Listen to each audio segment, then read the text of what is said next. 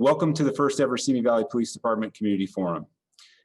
As we are in the middle of the COVID-19 pandemic, we were having to do these on Zoom. So this is part of what we're all dealing with, I'm sure, in our lives as things are going on. I'm hoping in the future to continue these police community forums and do them in a live format to give everybody a chance to interact face to face. But for the time being, we are going to use Zoom and get the opportunity to talk to you all. Tonight, the topic is going to be our hiring and background process. Briefly here, you're going to see a presentation by Commander Gonzalez and his professional staff, his professional standard staff on what it takes to become a Simi Valley police officer. We have some of the toughest standards in hiring, and we believe that at the front end of the process of when police officers apply, that's when we have to get the best of the best. So a lot of the questions that have come up over the last weeks and months have been, what are our standards? What are some of the things that we look for in police officers? And I felt like this was a good topic to start out with our police community forum, in that you get a better understanding of what it takes to go through this process. A few housekeeping items here. You'll have an opportunity to ask questions using the question and answer box. Don't use the chat box, use the Q&A box. And that way my staff can answer your questions as they come in.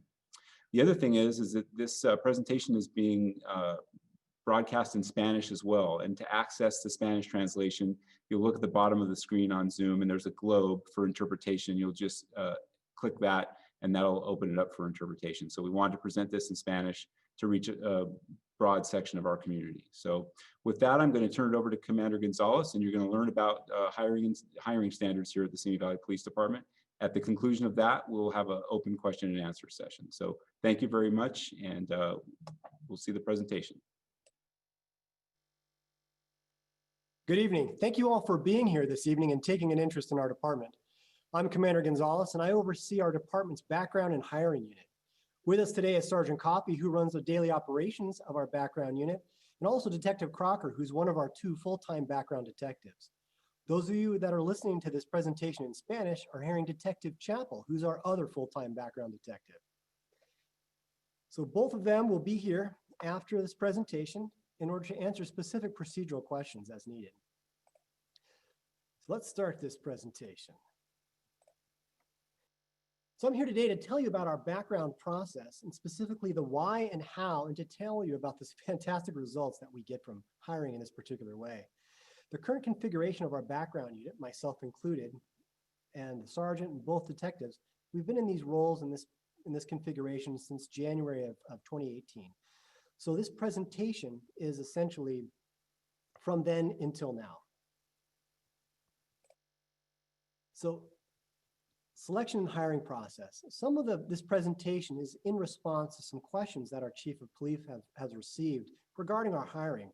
So at the end of this, I hope that all of you will learn a few things. One is why we have the process that we do, how the process is done, and what is the end result of having this particular hiring process. And it all starts with the Simi Valley Police Department's mission statement, which is the proud members of the Simi Valley Police Department are committed to achieving excellence in public safety by providing superior police services that promote a safe community and encourage community partnerships. Now, this is the why we hire this way. This is the main mindset that we use when we're screening out our new applicants. And we ask you as the citizens to just ask yourself these questions right now as it has to do with Simi PD. Do you feel safe? Do you feel like you'll get an officer quickly if you call them? Do you feel like you'll get one that's highly trained? And I hope you would say yes to all of those things. I would say that the quality of officer we have here is a direct result of our hiring practices. And I believe that we have some of the best police officers in the country.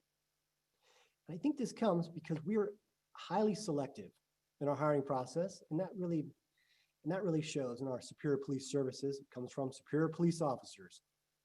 And this is the mindset that we use when hiring. This is the guiding principle that we use when hiring officers, that we're not hiring folks that would be good police officers, we're only hiring those that would be great police officers. So how selective is Simi Valley PD? Well, here's an example for over the last 12 months. This is just from October last year till October this year. We've had 16 police officer lateral applicants. Now, these are people that are already police officers at other agencies that want to come here. And out of those 16, we hired 1.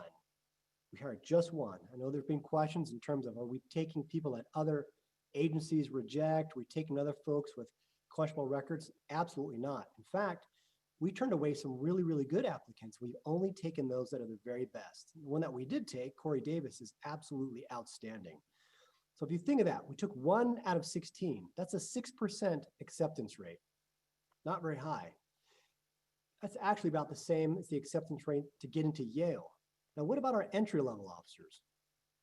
Well, we had 521 entry-level applicants. Out of that, we hired 3. That's a 0.5% acceptance rate. Let that sink in. It's 0.5%. Give you a comparison of what that looks like compared to the elite colleges.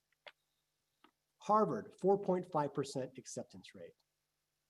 That means it was 9 times harder for those applicants to get into here than the people that got into Harvard. 0.5% to get into Simi PD. So why though? Why is our department so selective? How can we be so selective? Glad you asked. Main thing is that it comes from our very robust recruiting effort. We have a very, very large pool of applicants, which allows us to be this selective. So we have a very large recruiting area. We recruit throughout Southern California, but we focus heaviest in Los Angeles, the Valley, and a little bit here in Eastern Ventura County. But we do recruit throughout all of Southern California. We have a very, very vigorous screening process, knowing that we will take just the very best officers. We also have a willingness to hold a vacancy, which means that we're willing to let a spot run vacant instead of put somebody in there who's not the very, very best. In fact, our department has had up to 21 vacancies at one point because we knew as an agency, it's better just to run that vacancy than it is to put somebody in there that's not the best. It's not what the citizens deserve. They deserve the very best in officers. So again, we'll hold vacancies as needed. And that's a benefit of a small department like this. Some of the bigger agencies don't have that luxury. Yeah, like I said, we deselect some very good candidates, which means that in our pool of applicants, there are folks that we turn away that go someplace else and become very good officers and would likely be good officers here as well, but that's not what we're looking for. We're looking for the very best. So how do we do this? Let's go through our recruiting process. So in 2018, we had a wholesale change to the way in which we recruit. And I could do a presentation, a day-long presentation on just recruiting, just the way that we recruit our officers. But we couldn't do it without a lot of help. And so we've had a large collaborative effort here at the department. We've had 33 officers that were assigned just to assisting us with advertising. And we've advertised, I could do an hour just on advertising. We advertise in social media, on YouTube, Google, Pandora, theaters, the radio, colleges, not just criminal justice classes, in print, billboards, posters, flyers, sporting events. I could go on and on. We recruit everywhere. And this is very, very important for us because we need that very large pool of applicants. We also have expanded our recruitment area. I mean that geographically and ideologically. So we recruit throughout the country, but very, very heavily and much further south than we have in the past. Again, really focusing on Los Angeles and the Valley area. We also changed the way we recruit ideologically. In the past, we really focused on those applicants that were in that age range of being a police officer. But we realized that we have some of our younger folks that might have their mom or dad or aunt or uncle that would be willing to be a police officer. And the older demographics might have sons and daughters or grandsons and granddaughters that would also be interested in being a police officer. So we've expanded ideologically the area in which we recruit. We also recruit in colleges, but it's not just the criminal justice classes, which is where we used to focus in the past. We know that those folks will eventually make it to us or make it to law enforcement. But we also recruit in these non-criminal justice classes, sociology classes, for example, and we've really come up with a bunch of out-of-the-box areas or job fields that we're looking at. Having this large pool of applicants is very important to us because it allows us to be non-competitive with other police agencies. In the past, here in the county, it would seem that we would be competing against our other county partners for the same pool of a couple dozen really good applicants, but having a much larger pool allows us to be non-competitive because we don't really want to compete against our partner agencies because we want them to do well. When they do well, it's good for us. Actually, here's a recent story. We had an applicant that got all the way to the end of our process just before the chief's interview, and was a helicopter pilot who wanted to come here. And we obviously don't have a helicopter and don't plan on getting a helicopter anytime. So he ultimately went to the sheriff's department, which is something that we wanted to have happen as well, because it's better for him, it's better for them. So it allows us to be a lot more collaborative with the county agencies if we have a very large pool of applicants here. We also take a long-term interest in our applicants. There are a number of folks here who didn't work out for Simi PD, but we've coached them and helped them get to another agency. And we know that they're talking to their peers, supervisors, and other folks at that agency about what we here at Simi have done for them. Hopefully that gives us other good laterals in the future. So you want to apply for Simi, how does that start? Well, it starts with the application process. And the application process, pretty straightforward. Go on to calops.org and you fill out a basic application, and it determines your minimum qualifications. It's usually age related. And then that goes through the city's HR. And if those minimum qualifications are met, they're invited to come and take a written examination. The written examination is administered by the National Testing Network. It's called NTN. And this is a national testing network, hence the name. It's used throughout the area. I know a bunch of agencies in Southern California that use this. It's Burbank, Brea, Downey, Oakland, Oxnard, Ventura, Long Beach, San Francisco, and a bunch more. And the way that this test works is there are multiple testing centers throughout the country. You usually go to one of those, and they usually run tests every day. And after you take that test and you pass, our HR gets notified, and then they can move into the next part of the process, which is the personal history questionnaire. This is the part where we, as a police department, first see these applicants. And it's essentially, they get invited to fill out electronically a massive multi-page document all about their life and their history. Those of you that were in the military, this is similar to that SF-86, and it goes over where they grew up, how they did in school, the whole life history of the applicant. It's very detailed. And in filling this out, they really need to follow directions. That's part of the testing process. But it's very intrusive. I mean, it really gets into all aspects of the applicant's life. And if you think about it, how few jobs there are out there that really dig into every aspect of your life. But that's exactly what these do. And this document is really designed to determine the eligibility of the applicant and suitability to see if they're really the right type of person that we want to have here at Simi PD. And it also follows a number of state guidelines. One of the first things we do when we screen these personal history questionnaires, or PHQs, is we look for immediately disqualifying behavior, obviously drug use, criminal behavior, driving habits, poor work history, discipline, or the ability to follow directions. So if all of this looks good, they get invited to the next phase, which is an oral interview. The oral interview is generally composed of 3 Simi PD officers, and it's usually our sergeant and 2 detectives from the background unit. They usually get 5 basic interview questions. Why do you want to be a police officer? What have you done to prepare yourself? Those sorts of things, and a couple scenario questions. From those, you'll usually have a couple follow-up questions that try to determine a little more of their thought process. And what the panel is looking for is they're trying to see the applicant's command presence, their communication skills, critical thinking skills, and proper mindset. We want that customer service mindset, so it has that desire to help. After they get past this part, all the applicants are put into different categories, A, B, and C. Those are the ones that we potentially may consider. And so you know, A is very rarely given here at Simi. And this can be a stressful process, this oral interview, and it should be. Being a police officer is a stressful job. And depending on the staffing needs, we'll take those in the highest category and move them forward to the personal history questionnaire interview. So the personal history questionnaire interview,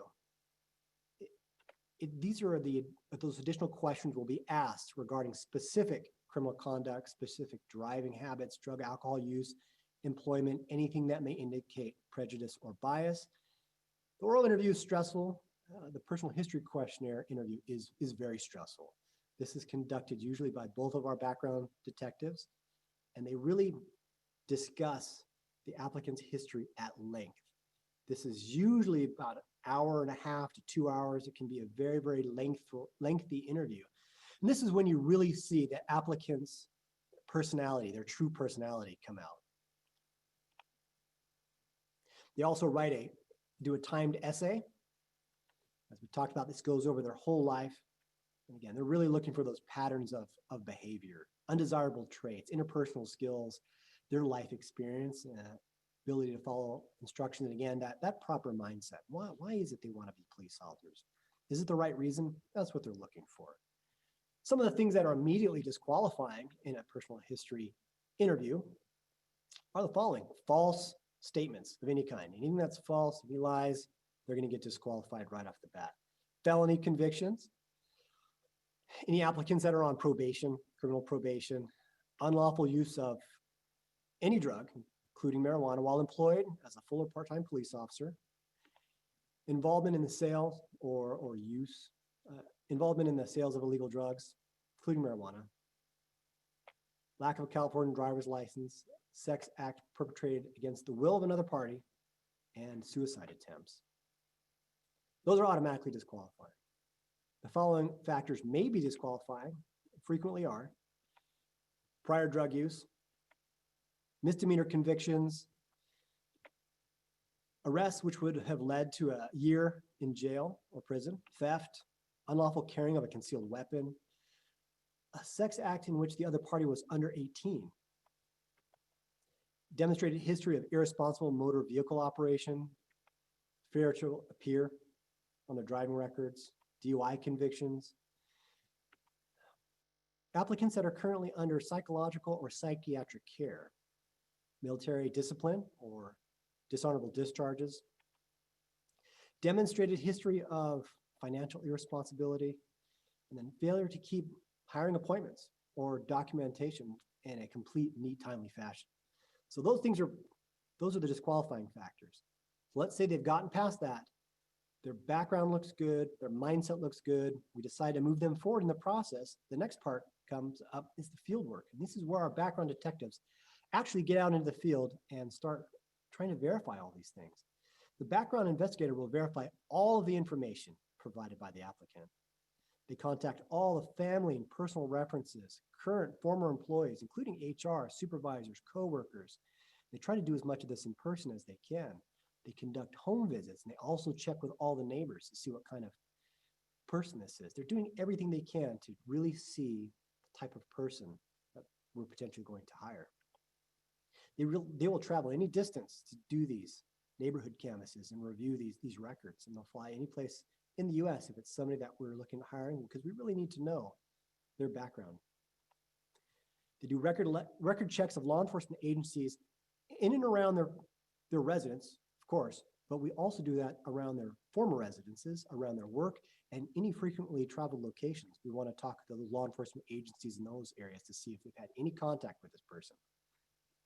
Fingerprint checks with looking for criminal behavior, but we're also looking for other law enforcement applications, because if they've applied in another agency, we want to check with that agency and see the background packet there, and just make sure there are no discrepancies, that they're not telling them one story, not something else. We want to make sure that these are just genuine and honest people. Then DMV, driving records, credit checks, social media checks as well. And then we also verify all of their academic records. We want to make sure that, of course, they went to the schools that they said they went to, but we also want to make sure that they actually achieve the grades that they were saying. So we want to verify all of those things that we can.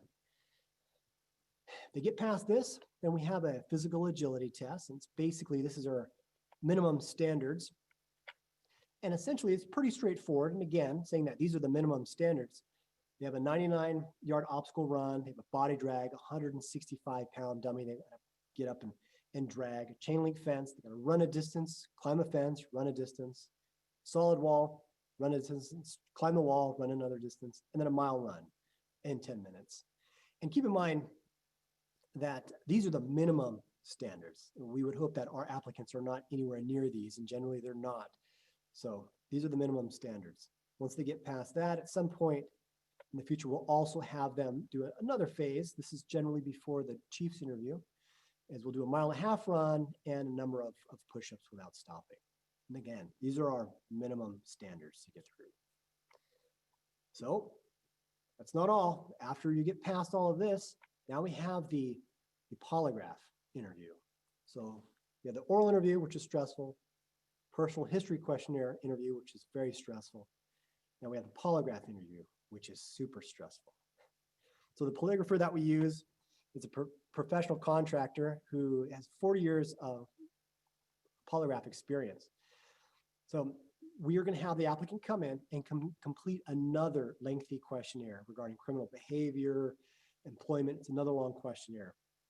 It's important that they do this because we're going to look at that and compare it to our original personal history questionnaire and make sure that there are no discrepancies again. So the polygrapher will review this at length and decide which areas he's going to be focusing on, and then they take a polygraph. And again, having done that myself many times, it's very unpleasant. After that's done, like I said, they give that interview packet back to our background detective, and they compare it to what they have on record to make sure we have no discrepancies. What we're trying to determine is that we have a very honest person. So they get past that as well. Good. The next phase will be the chief's interview. This is where things slow down, get a little bit easier. And this is an interview that's conducted by the chief of police and the command staff. And this is to ensure that the chief is getting the type of candidate that he wants, and he can ask specific questions related to their background. And generally, the chief will have seen a synopsis of the applicant's background packet. So they may ask some specific personal questions and make sure that they get the person that they want, that meets those criteria they're looking for. If this is done successfully, then the chief will extend a conditional job offer. And they'll say that people are hired conditionally pending completion of a medical examination and a psychological examination. So the applicants will undergo a complete medical exam, including vision, hearing, and drug tests, among other things. And they're testing for all drugs, illegal and prescribed. We want to know everything that this person may have on or may have had. After which they'll take a treadmill stress test to make sure that their heart is strong. This is a physically challenging job.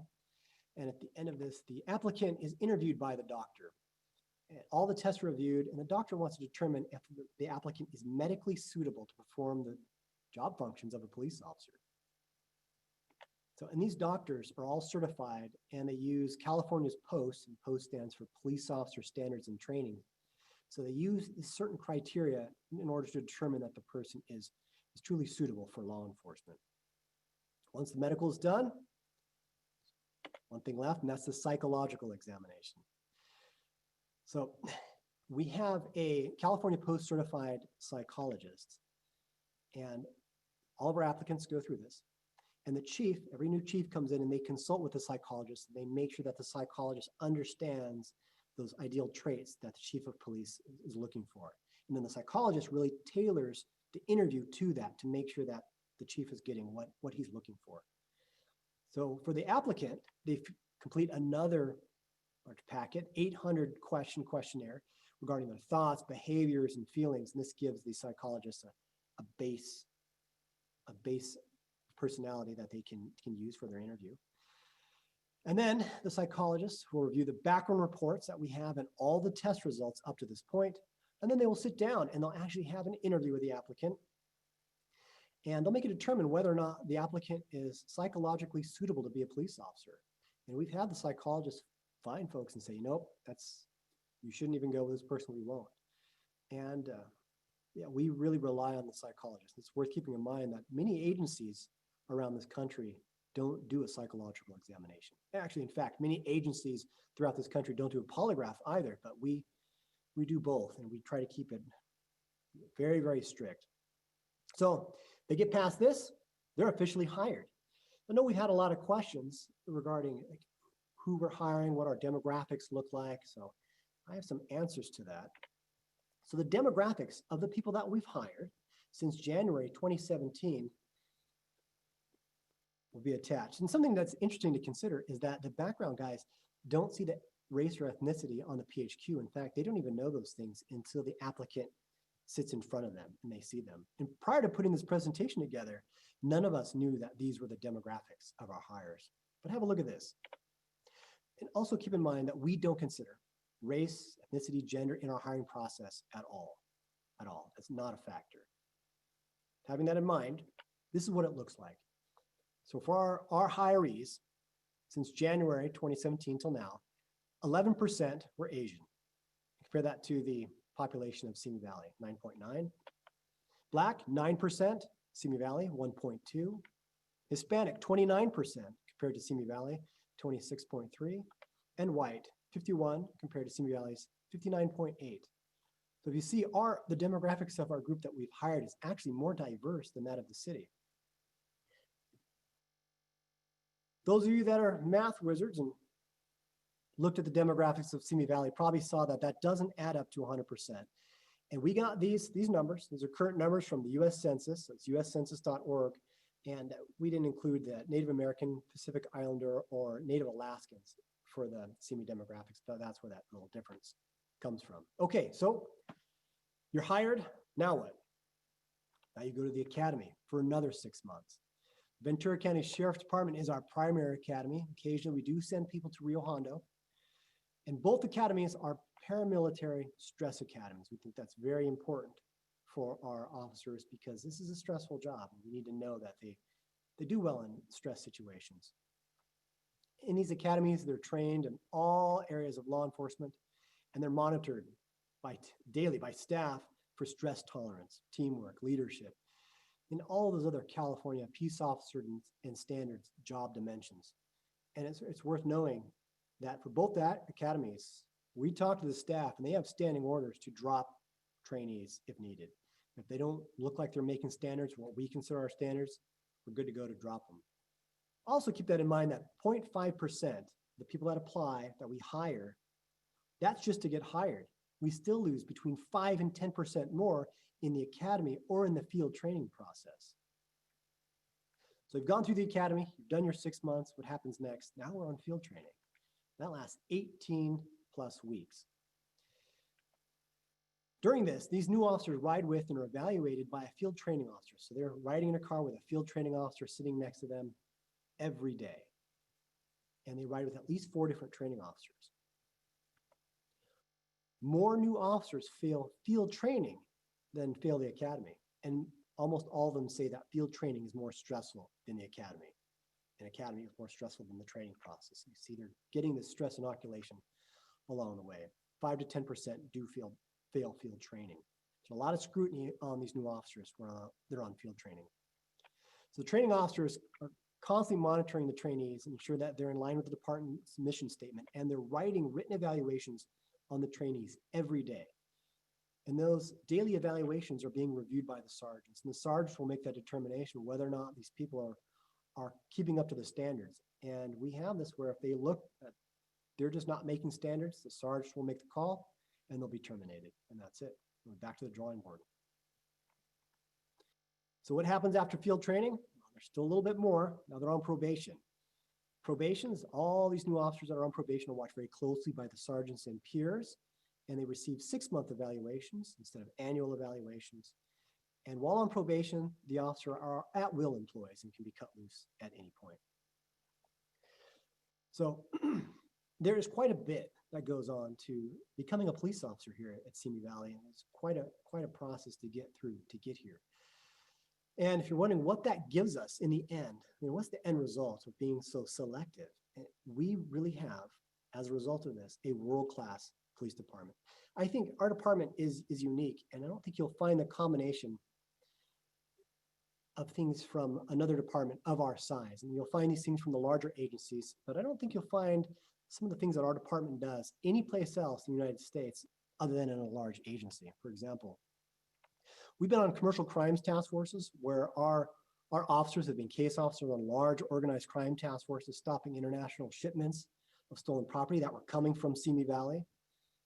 And our officers and detectives have been subject matter experts on major cases, including homicides being sent to other counties because of their expertise in these specific areas.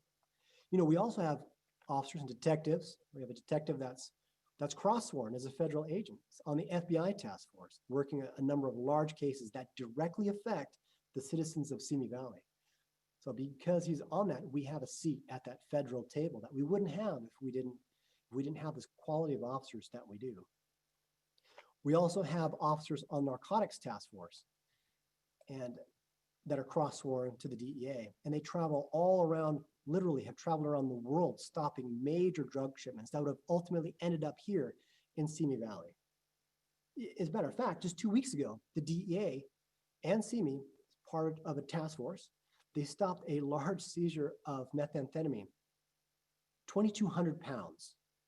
Say that again, 2,200 pounds of methamphetamine. Up to that point, that was the largest seizure of methamphetamine the DEA has made in the United States. Simi Valley was part of that, and guaranteed some of that methamphetamines would have made it here to Simi Valley, and it affected our population. So our officers are out there on front lines stopping that before it even gets here. They also, in that same seizure, seized 880 pounds of cocaine. And again, we wouldn't have officers on those task forces if it wasn't for the quality of the officers that we have. And you know, and lastly, we even had a sergeant in the office of the Director of National Intelligence in an advisory position in Washington, D.C. That Simi Valley sergeant had input on federal training bulletins that went out to every police agency in the United States. And the payoff for our city is that sergeant interacted with hundreds of police agencies and dozens of federal agencies and learned best practices, procedures, and leadership methods that he brought back here to our city to make our department more efficient and more effective. And again, none of these things wouldn't happen if it weren't for the quality of officers that we have. And I don't think we would have the quality of officer if it wasn't for our hiring process. I truly believe that our background detectives are the two most important detectives in our department. So we started with the mission statement, and we're ending here with the mission statement. And I know that there's this national narrative about law enforcement that's going on as if law enforcement is one large entity. But honestly, there are almost 18,000 police departments across the United States. It's not 18,000 police officers, 18,000 police departments. And so we may see something happen on the other end of the country of a police department that absolutely does not have the same sort of hiring and selection and training process that we do. And so it's worth keeping in mind that truly no police department is perfect because they're made of people and no person is perfect. But I believe that we have some of the most stringent hiring standards, as does the rest of the county. We're talking about us, but I would say the rest of our county is just as stringent. I think our advantage is we have a giant pool of applicants because of our recruiting efforts. But it's worth keeping in mind that when you hear things are going on with law enforcement around the country, keep in mind how few have the same sort of hiring standards that we do. So I'd like to open it up to questions, and either myself or Sergeant Coffey or one of the background detectives will be happy to answer your questions. And yeah, so let's ask some questions.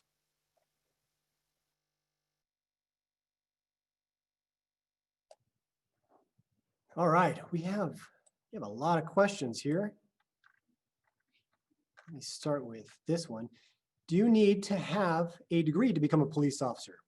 No, technically you don't, but as we talked about, it is a pretty challenging job field. So it is recommended that you have a degree. And so you know, over 70% of our officers currently have college degrees, up to and including PhDs. I have another question here on our gender diversity, which we didn't talk about on the slide. We have currently 12 female officers and 86 male officers. And you know what? You've probably heard me talk enough, though I could sit here and talk all night.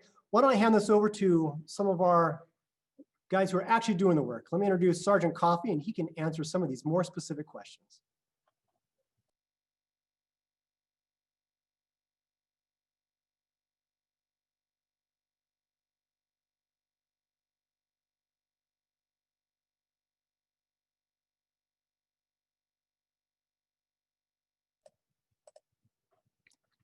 Good evening. One of the questions we have is, what is your recruitment period? Well, the good news is we don't have a recruitment period. We are recruiting all year long. So if you'd like to join our team, you can go to calops.org and fill out an application online to start the process today. Let's see. Another question is, what are the most important qualities you look for in a police officer? Well, we look for a desire and willingness to help others. We look for someone who has effective communication and someone who can remain calm under pressure. Another question we have is, do you tell those that you reject what they can do to improve themselves? And yes, we absolutely do. After our interview process, those who don't make it through are contacted by our background detectives or the people who are on the panel, and it's explained to them what they can do to improve themselves, because not all the time they're rejected permanently from our process. What's possible is someone can improve and then come back and even be better. All right, we've got another question down here. How many full-time officers do we have, and how many do we need to be at full capacity? Well, at the present moment, we are allowed 123 officers, and currently we are at that number, but we are recruiting all the time as we see that in the near future, we have officers retiring. All right, and I think we're gonna bring up Detective Crocker for our next couple questions.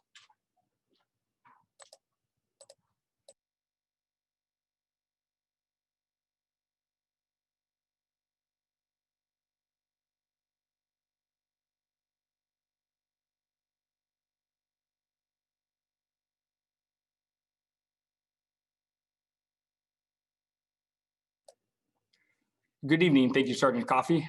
My name is Kyle Crocker. I'm one of the background investigators here at Simi Valley Police Department. So I'll take the first question on how long is the background process? The best answer for that really is from start to finish, from application to hire is generally approximately 6 months long. The background portion of the field work, as you talked about, is roughly 2 months. But the kind of general answer I like to give is a background takes exactly as long as a background needs. And that's because any applicant depends on how many jobs they've had, how much life history they have, their age, how many places they've lived, all will determine how much work we actually have to do in field work, and that can take some time. All right, let's see.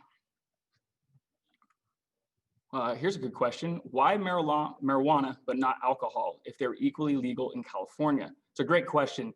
Although marijuana is legal in California, the federal government still has not legalized it yet. So we go based off the federal guideline on that. However, we understand that many applicants are maybe not aware of that, or maybe had been using thinking it was perfectly legal before they decided they want to be a police officer. So we don't just ask the what when we're doing backgrounds, we also ask the why. What I mean by that is we don't just ask what activity occurred, but we ask why they did it, what was going through their mind, also how long ago it was, how often, so we can get a full picture as to exactly what it is that they were using. Was it yesterday or was it 10 years ago in high school? Because that makes a difference for us.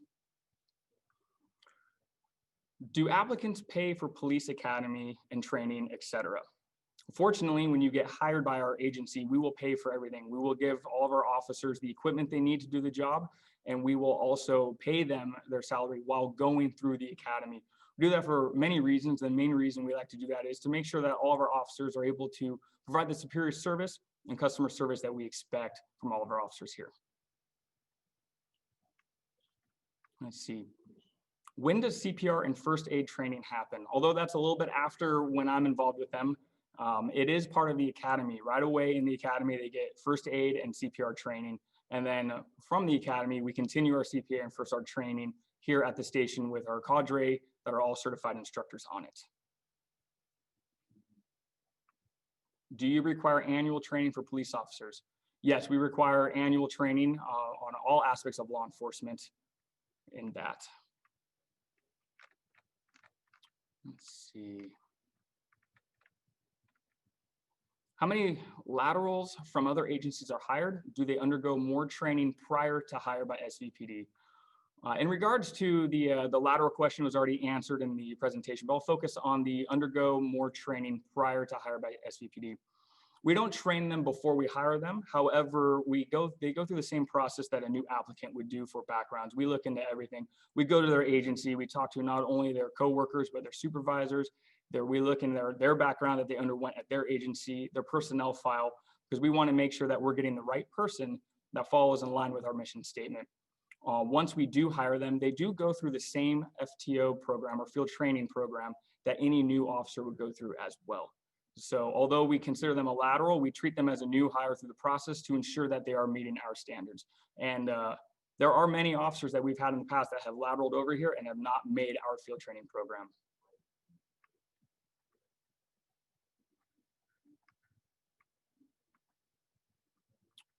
Let's see. You guys have a lot of good questions here. Out of the 123 officers we have in SVPD, how many live in Simi Valley? Now, I can't answer that exact number. However, this is one of the few agencies, and I go to a lot of trainings. I was just at training the other day, and this comment came up as well.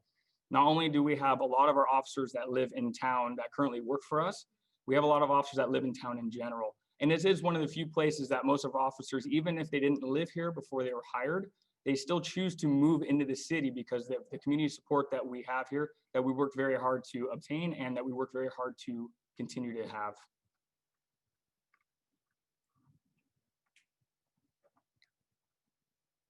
Do they get time off after all that stressful testing?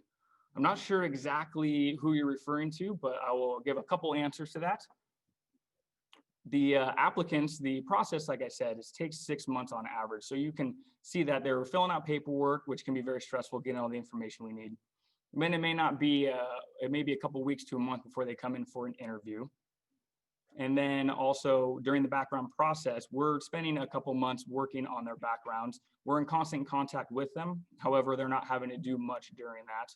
And then they are constantly going through the process, and they have a lot of time off. Now, once they are hired and the academy starts, it's kind of game on at that point, and they're working, even though it's a 40-hour work week, the recruits in the academy are putting in much more time than that in the studying.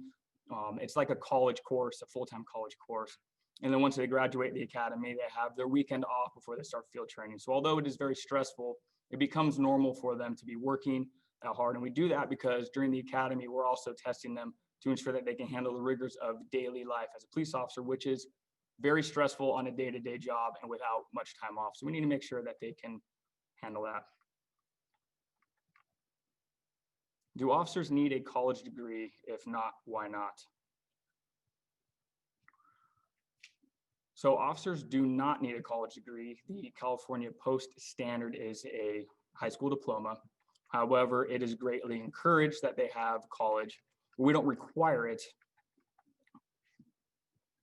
because of several different reasons, but the main reason is we don't want to lose someone simply because they didn't have the opportunity to go to college or because they were unable to, or they were in the military or anything like that. So we're looking at the whole incident or the whole officer, potential officer as well.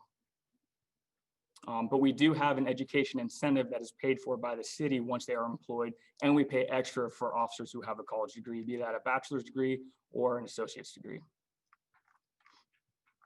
And I see we have quite a few Spanish questions here, so I'm going to turn it over to my partner who's been doing a good job over there on the Spanish side translating. He's going to come out here and do the Spanish questions, and he'll also translate them into English for you.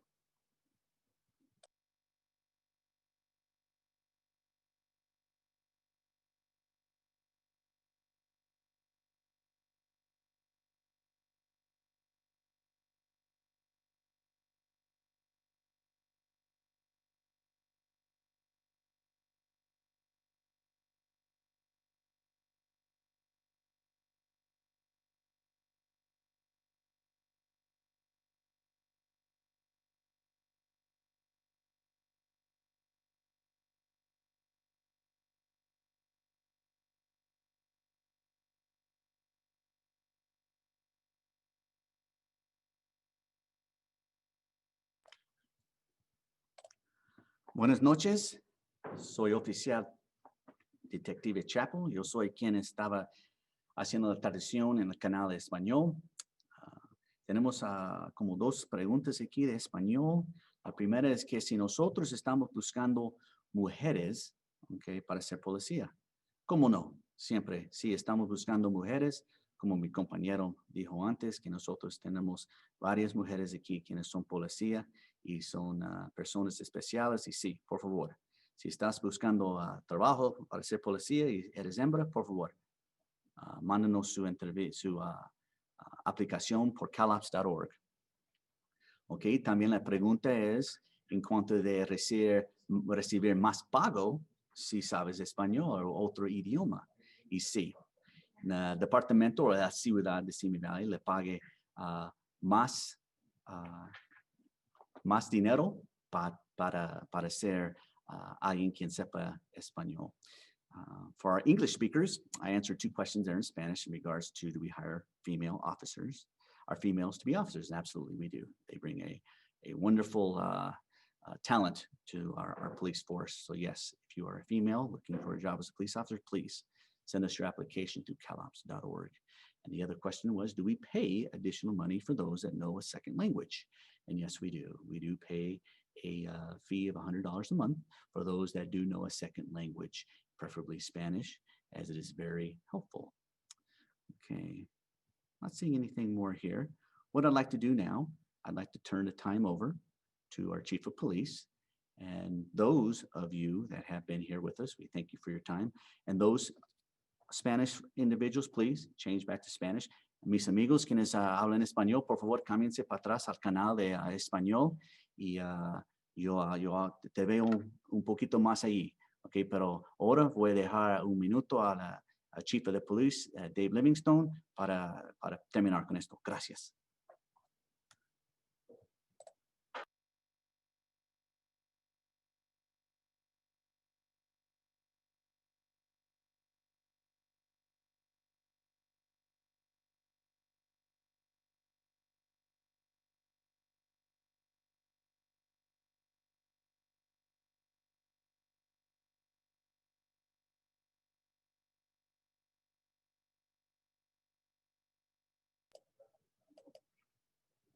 Okay, I'm going to see if I can address a few of the questions here that are coming up to try to give you some better information on this. One of the questions I think directed to me is your commander called Simi Valley a world-class organization.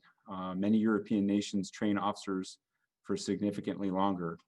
As many of you know, I do have a PhD in history, and I wrote a thesis on the democratization of the German police. So the question here being asked is, German police officers undergo between 2 and 4 years of training and essentially have a bachelor's degree on the subject of policing. Do you believe that this could be implemented in the United States? And why do you think it hasn't?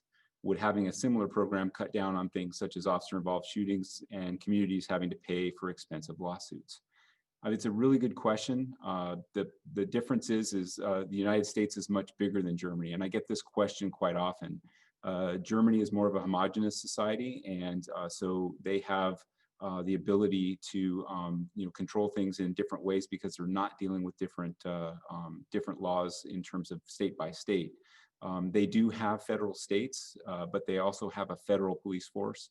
So the situation is different. It developed differently. Obviously, there was the 12-year period of Nazi Germany that was a complete catastrophe and had to be rebuilt from the ground up. So thankfully, we have not had anything like that in our country, but there are some things we can learn.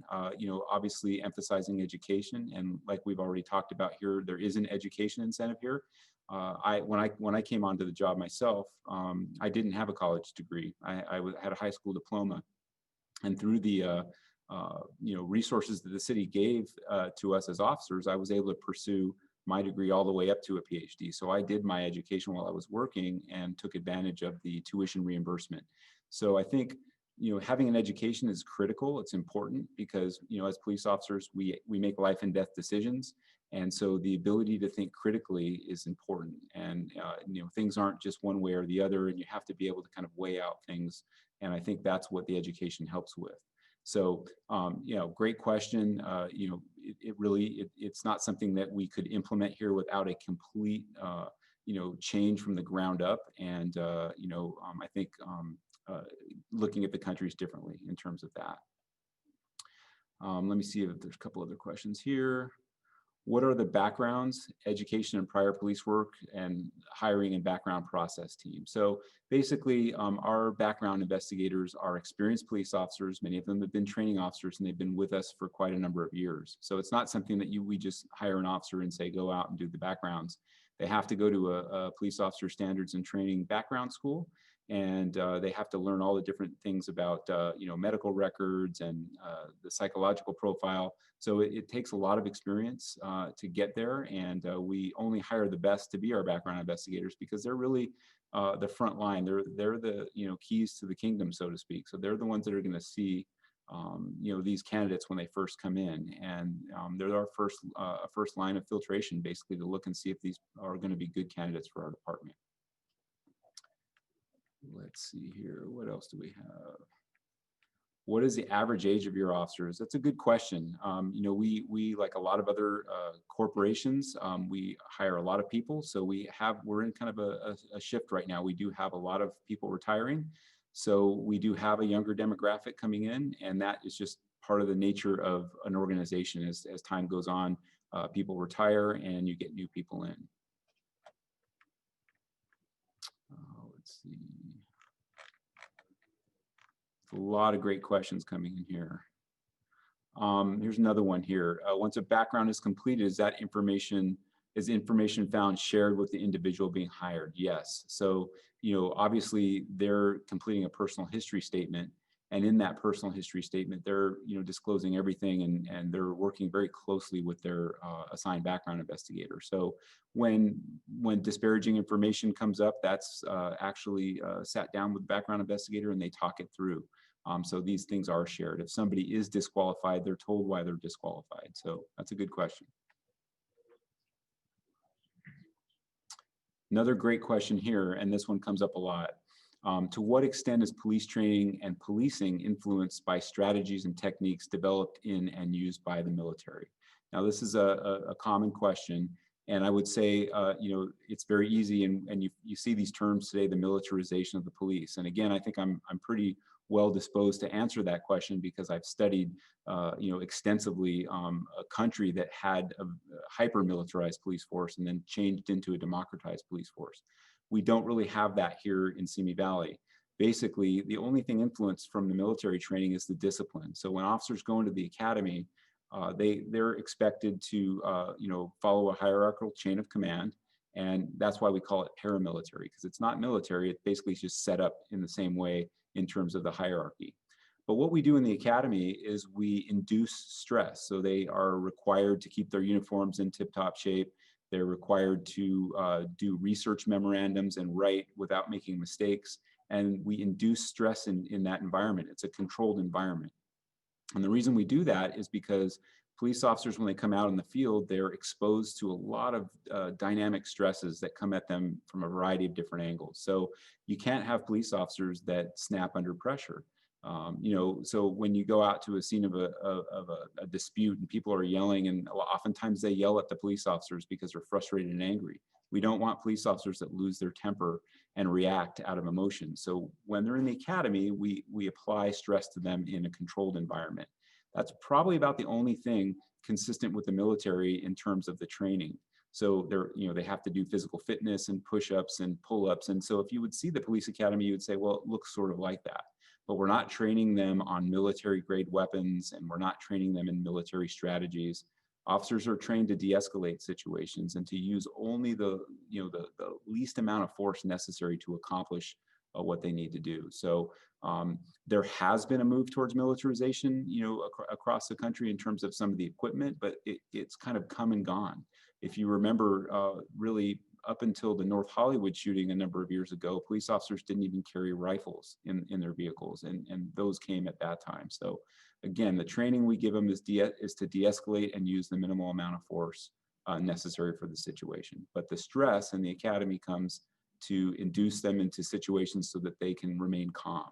And the best analogy that I would give you in that situation is, most of us maybe before the pandemic would fly in a commercial airline. Do you want the pilot that's flying that plane to just be somebody who's been given the theories and the book learning about flying a plane, or do you want somebody that in training has been put into stressful situations? so that they react in a real life situation cool and calm. And that's really what we try to do with our officers through kind of the paramilitary training model in the academy. Another good question here: why is attempted suicide a disqualifying factor? Plenty of young people who may have attempted suicide during a really bad time in their life may want to become police officers in the future when they're doing better and a more stable environment. The factor does not seem fair. Well, there's a lot of reasons why that's there, and that doesn't disqualify them from applying to the department and going through the process. And during that process, they would talk to a psychologist, and we would have to really find out, has that person moved beyond that?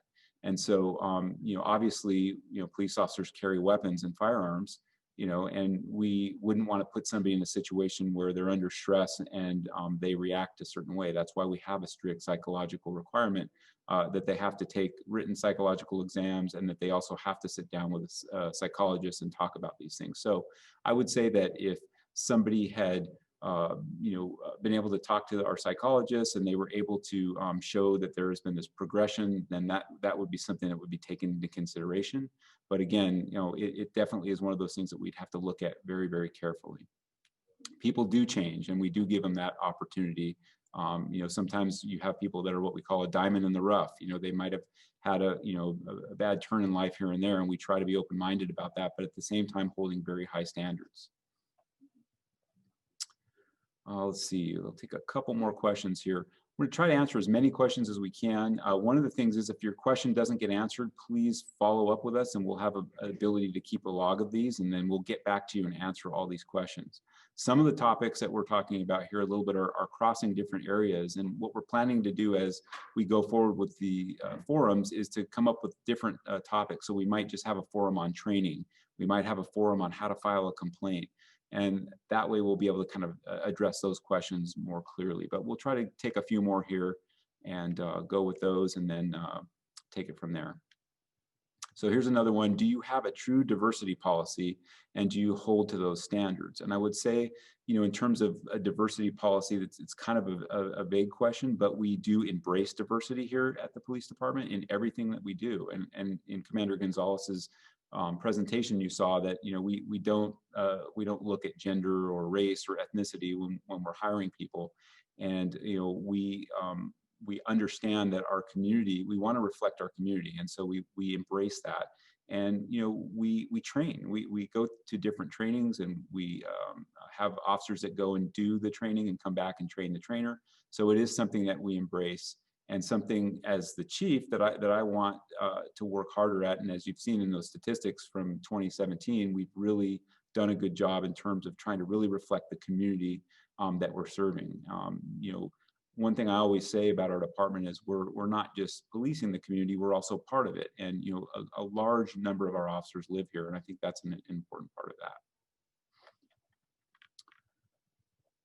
Let's see, make sure that we don't. One of the questions comes up, and it's not really related to hiring, but I think it's an important topic. And again, that's what these forums are about.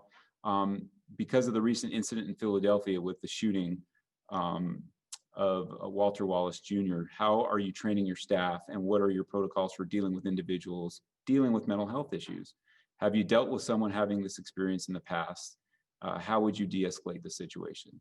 I don't know all the facts of what happened in Philadelphia, other than what maybe most of you know from what you've seen on TV. I will tell you, as a 32-year police officer, dealing with people in crisis in an issue like this is very difficult. It's challenging, and you have to train and constantly be prepared for those. We do train our officers in de-escalation. Like I've said, we're trained to use the lowest amount of force, or the least amount of force possible, to accomplish the goal. From my perspective, I've dealt with numerous people in my career that have been in a situation like this. There's lots of things you can do. Sometimes it works, sometimes it doesn't, and a lot of factors played a role in that.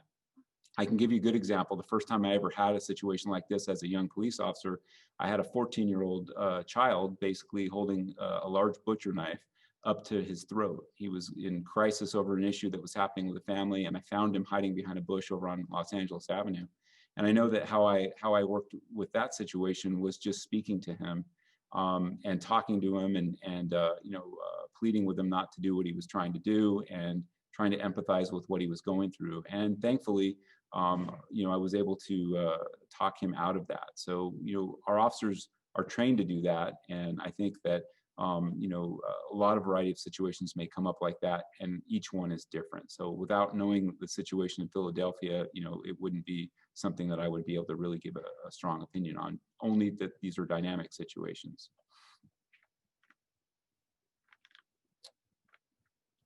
Okay, let's see what else we have here. Okay, there's a question here that says, have you fired any officers in the past 2 years? And the answer to that is yes. We definitely have fired officers in the past 2 years. It's something that, we hold high standards. And so when people cross those lines and they violate those policies, there has to be a procedure in place to deal with that. And so we have.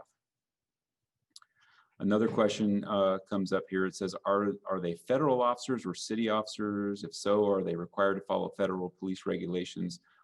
Our department is our municipal police officers. We're not a federal law enforcement agency. Let's see here.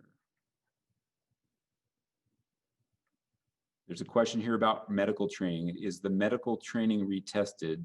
And it says, how do healthcare workers get, like how healthcare workers get retested? Yes, we follow the Red Cross guidelines. So when we take CPR courses, we get certified, and then we have to go through that training regularly. There's what are called perishable skills training that police officers are mandated to do, or they would lose their what's called their post certificate, police officer standards and training. So every year they have to do a certain amount of training in these different areas, and first aid and CPR are one of them. A lot of our officers are EMTs. We even have some officers who are paramedics. Oftentimes we can get to those medical calls before the fire department does, because our officers are out in the community. So they're trained, they have to be recertified. And if they don't, if they don't pass those certifications, they're remediated until they pass.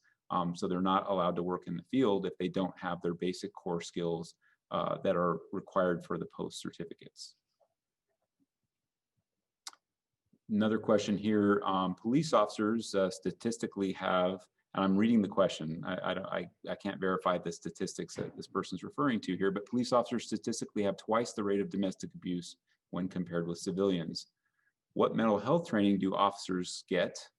And what is done if a partner of an officer decides to come forward? Do officers have access while on the force? Yes. I mean, obviously psychology is a big part of the hiring process and ongoing process of being a police officer. So we have through the city an employee assistance program. There are several things that they can reach out to confidentially if they need help.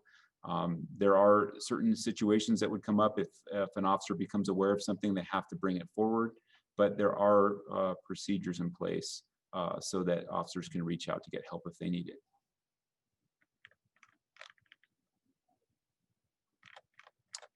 Okay, going through these here.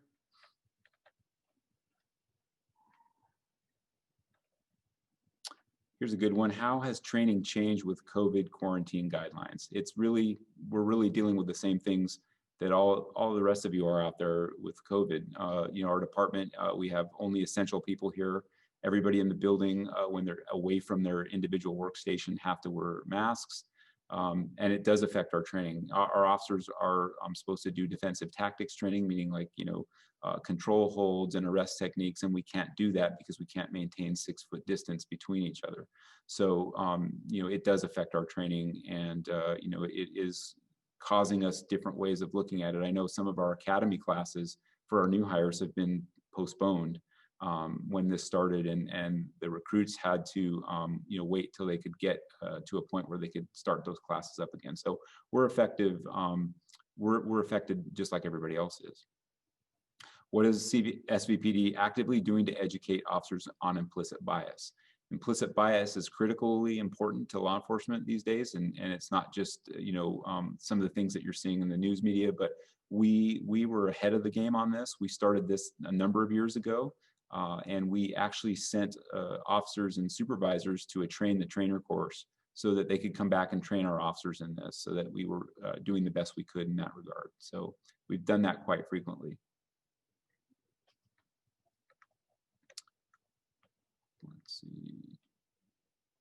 Here's a question. Let's see.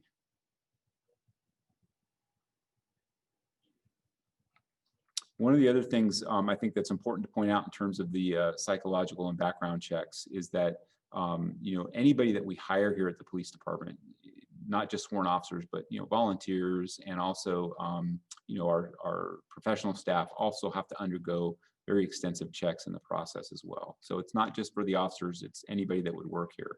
Obviously, you have to have almost the equivalent of a high security clearance because of access to people's personal information and records. So everybody has to go through these procedures. It's more extensive for a sworn officer because of going to the academy and the things that are involved in that. But definitely.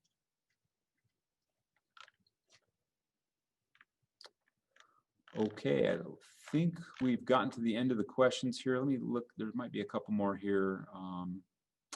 Here's another good one. How do you ensure a diverse police force? Well, that starts with our hiring. It starts with the work that Commander Gonzalez and his team do, getting out there and trying to advertise, not just to one certain part of the sector of society, but getting out into colleges, going out to different places where young people are looking for careers. And so advertising, oftentimes our own personnel are our best recruiting tool because they know people and that people find out that it's a good place to work and they're able to introduce them in. So I think that's a big help as well.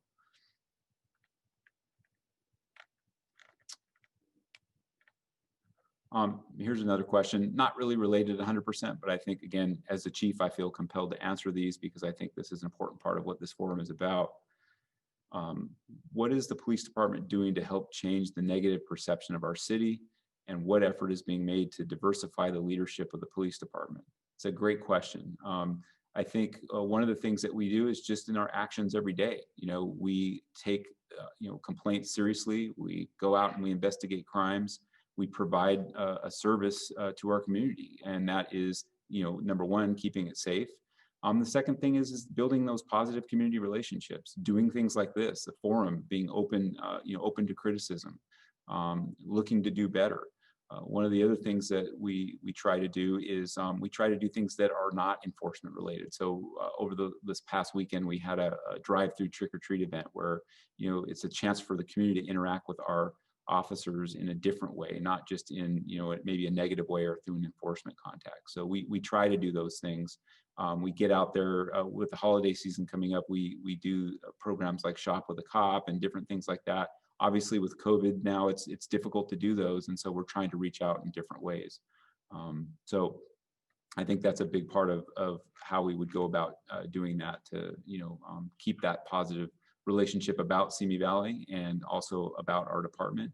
In terms of diversity and leadership, obviously, you've been introduced and met Commander Gonzalez. He's been with our department for a long time. A commander is a very high-ranking position in the department. It's 2 levels below the chief. We have people at the commander rank from all a variety of different races and ethnicities. So we encourage that diversity within the ranks and within the people that we're hiring. So with that, I think we're going to go ahead and close out for tonight. We are going to hold our next one in January, and the plan is to continue these going quarterly. And please email us if you have ideas for topics. We already have some ideas for topics. Like I've explained, we're probably going to talk at some point in the future about the complaint process, what that involves, what it means when an officer is subjected to an internal affairs investigation. We can look more extensively at training. There's a variety of different topics we can look at. What to do if you're pulled over by a police officer, things of that nature. I think we want to look at. But if you have ideas, please send those to us. And again, if we didn't get to the questions, all the questions here that have been asked, we will get to them and we will respond back to you. And you can always contact us through our police department email account, and we will do the best we can to answer those questions. I want to thank you for taking part in this. Like I said at the beginning, at the outset of this presentation, this is not the most ideal way to do it. And hopefully, we can get to a safer time when we can actually, meet face to face, because I think we can get a lot more out of that when we have the face to face contact. You can actually see our staff outside of a computer screen. And so I'm hoping that these are going to become regular feature every quarter. And, as we move through the pandemic, getting to a point where we can actually do these in person and live. So with that, I'm going to go ahead and, end the session. Again, thank you. I wish you all the best. And, we're here to serve you. We want to be a good department. We want to do the best we can to keep the city and its community members safe. And I want to wish you all a good evening and a good week, and for you and your families all to stay safe. Thank you.